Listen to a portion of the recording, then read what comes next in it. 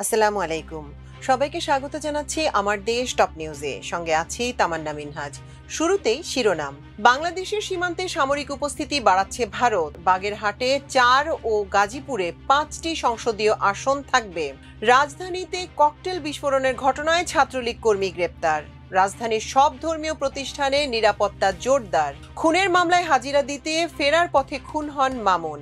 দর্শক শুনছিলেন শিরোনাম, এবার জানিয়ে দিচ্ছি বিস্তারিত। সম্প্রতি ভারতের উত্তর পূর্ব রাজ্য আসামের গুয়াহাটিতে দেশটির বিমান বাহিনীর প্রথম পূর্ণাঙ্গ বিমান প্রদর্শনী অনুষ্ঠিত হয়েছে। রাফায়েল, সুখোই, মিরাজ ও পরিবহন বিমানগুলো ব্রহ্মপুত্র নদীর উপর দিয়ে উড়ে বেরিয়েছে। দেশটি দাবি করেছে তাদের বিমান বাহিনীর বার্ষিকী উদযাপনের অংশ হিসেবে এই প্রদর্শনী। কিন্তু বিশ্লেষকরা বলছেন শিলিগুড়ি করিডোরের কাছে বিমান প্রদর্শনীর দৃশ্যগুলো ভারতের পূর্ব সীমান্তে নীরব সামরিক শক্তি প্রদর্শনের ইঙ্গিত দেয়। সাম্প্রতিক সপ্তাহগুলোতে বাংলাদেশ সীমান্তের কাছে ৩টি নতুন সম্পূর্ণরূপে কার্যকর সেনা গ্যারিসন স্থাপন করেছে ভারত। আসামের ধুবড়ী জেলা, বিহারের কিষেনগঞ্জ এবং পশ্চিমবঙ্গের উত্তর দিনাজপুরের চোপড়া।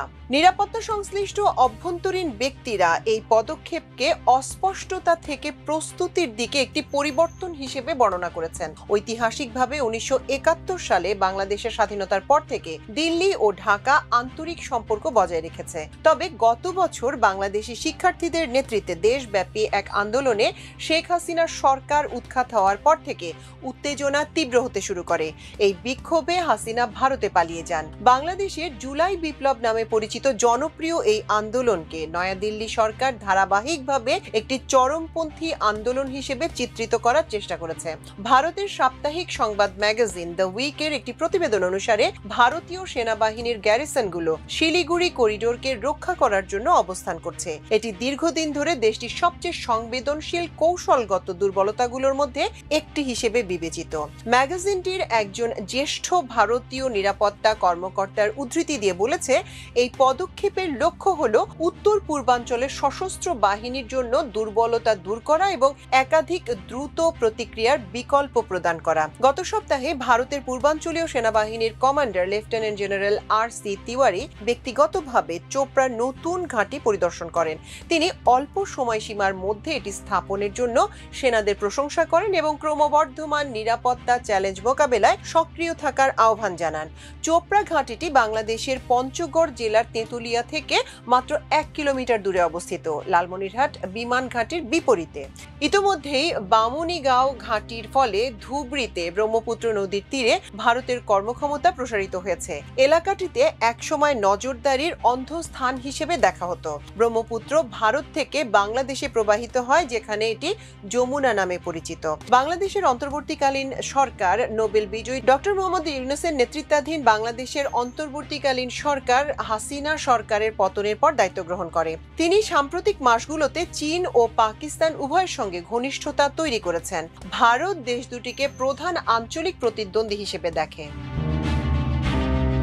বাগেরহাটের সংসদীয় আসন ৪টি থেকে কমিয়ে ৩টি করে নির্বাচন কমিশনের দেয়া প্রজ্ঞাপন অবৈধ ঘোষণা করেছে হাইকোর্ট। এর ফলে বাগেরহাটের সংসদীয় আসন ৪টিই থাকবে। এছাড়া গাজীপুরে ৬টি নয় বরং ৫টি সংসদীয় আসন থাকবে বলে রায় দিয়েছেন হাইকোর্ট। সোমবার হাইকোর্টের একটি দ্বৈত বেঞ্চ এই রায় দেন। ত্রয়োদশ জাতীয় সংসদ নির্বাচনকে সামনে রেখে গত ৩০শে জুলাই নির্বাচন কমিশন প্রাথমিকভাবে বাগেরহাটের ৪টি আসন থেকে একটি কমিয়ে ৩টি করার প্রস্তাব দেয়। পরে ৪ঠা সেপ্টেম্বর চূড়ান্ত গেজেট প্রকাশ করে নির্বাচন কমিশন। ওই একই দিন গাজীপুরের ৬টি আসনের গেজেটও প্রকাশ করা হয়। রাজধানীতে আজ সোমবার ৪টি ককটেল হামলার ঘটনায় ২৮ বছর বয়সী এক যুবককে গ্রেপ্তার করেছে ঢাকা মেট্রোপলিটন পুলিশ। প্রাথমিক তদন্তে তাকে নিষিদ্ধ ঘোষিত ছাত্রলীগের সদস্য হিসেবে চিহ্নিত করা হয়েছে। সন্দেহভাজন ব্যক্তিকে কাকরাইলের সেন্ট ম্যারিজ ক্যাথেড্রাল এবং সেন্ট জোসেফ স্কুল প্রাঙ্গণে ককটেল বিস্ফোরণ সহ একাধিক ঘটনার বিষয়ে জিজ্ঞাসাবাদ করা হচ্ছে। ডিএমপি এই জঘন্য ও কাপুরুষোচিত ঘটনায় জড়িত প্রত্যেককে গ্রেপ্তারের জন্য র্যাপিড অ্যাকশন ব্যাটালিয়নের সাথে সমন্বয় করে শহর জুড়ে অভিযান জোরদার করেছে। রাজধানীর সকল গির্জা এবং ধর্মীয় প্রতিষ্ঠানগুলোতেও নিরাপত্তা জোরদার করা হয়েছে।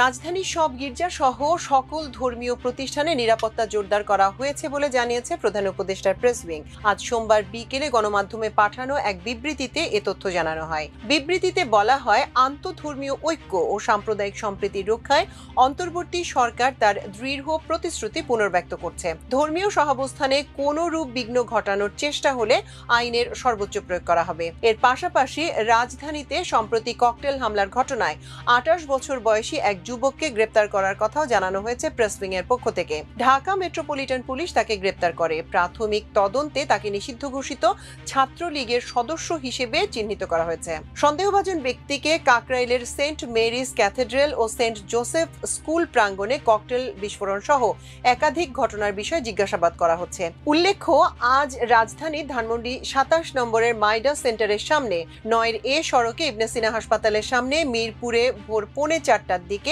গ্রামীণ ব্যাংকের প্রধান কার্যালয়ের সামনে এবং সকাল 7টার দিকে মোহাম্মদপুরে মৎস্য ও প্রাণী সম্পদ উপদেষ্টা ফরিদা আক্তার এবং কবি ও চিন্তক ফারহাদ মজহারের খাদ্য পণ্যের প্রতিষ্ঠান প্রবর্তনার সামনের সড়কে ও সীমানার ভেতরে 2টি ককটেল বিস্ফোরিত হয়। এর আগে 7 নভেম্বর রাত 11:15টার দিকে রাজধানীর রমনা এলাকায় অবস্থিত সেন্ট মেরিজ ক্যাথেড্রাল চার্চ লক্ষ্য করে ককটেল বিস্ফোরণ ঘটানো হয়। সেদিন গভীর রাতে রাজধানীর মোহাম্মদপুরের সেন্ট জোসেফ উচ্চ বিদ্যালয়ের ভেতরেও ককটেল বিস্ফোরণের ঘটনা ঘটে। প্রায় 29 বছর আগে একটি হত্যা মামলায় হাজিরা দিয়ে ফেরার পথে রাজধানীর আদালত পাড়ার কাছে খুন হয়েছেন তারেক সাইফ মামুন। আজ সোমবার বেলা 11টার দিকে ঢাকা ন্যাশনাল মেডিকেল ইনস্টিটিউট হাসপাতালের সামনে তিনি খুন হন। ঢাকার দ্রুত বিচার ট্রাইব্যুনাল 2 এর পেশকার মোহাম্মদ শাহিন বলেন, এ মামলায় কোনো সাক্ষী আসেননি। বিচারক আগামী বছরের 4 ফেব্রুয়ারি সাক্ষ্য গ্রহণের পরবর্তী দিন ধার্য করেন। বেলা 11:15টার দিকে আদালত ছেড়ে যান মামুন। গুলির ঘটনার সিসিটিভির একটি ভিডিও ফুটেজে দেখা যায় সকাল 10:53 মামুন দৌড়ে পালানোর চেষ্টা করছে। তখন দুজন ব্যক্তি খুব কাছ থেকে তাকে গুলি করে। ঘটনাটি ঘটে 3 থেকে 4 সেকেন্ড সময়ের মধ্যে। গুলি করার পর 2 ব্যক্তি ঘটনাস্থল ত্যাগ করে। জাহিদ আমিন ওরফে হিমেল নামে 25 বছর বয়সী এক যুবককে 1987 সালের 25 ফেব্রুয়ারি রাতে মোহাম্মদপুরের পিসি কালচার হাউজিং এলাকায় গুলি করে হত্যা করা হয়। সেদিন হিমেলের বন্ধু সাইদও আহত হন। এই ঘটনায় হিমেলের মা জাফরুন নাহার 7 জনের নাম উল্লেখ করে এবং অজ্ঞাতনামা 2-3 জনকে আসামি করে মামলা করেন। মামলাটি তদন্ত করে একই বছরের 17 সেপ্টেম্বর তারেক সাইফ মামুন সহ 6 জনকে অভিযুক্ত করে অভিযোগপত্র দাখিল করা হয়। অপর আসামিরা হলেন ওসমান মাসুদ ওরফে নাজমুল হোসেন, রতন, ইমন ও হেলাল। এ মামলায় আজ শুনানি ছিল। ঢাকা মহানগর পুলিশের একটি সূত্র বলছে, মামুন একজন শীর্ষ সন্ত্রাসী ছিলেন। তিনি একসময় আরেক শীর্ষ সন্ত্রাসী সানজিদুল ইসলাম ইমনের সহযোগী ছিলেন। দর্শক, আমাদের টপ নিউজের আয়োজন ছিল আজ এ পর্যন্তই। এতক্ষণ সঙ্গে থাকার জন্য অশেষ কৃতজ্ঞতা। আল্লাহ হাফেজ।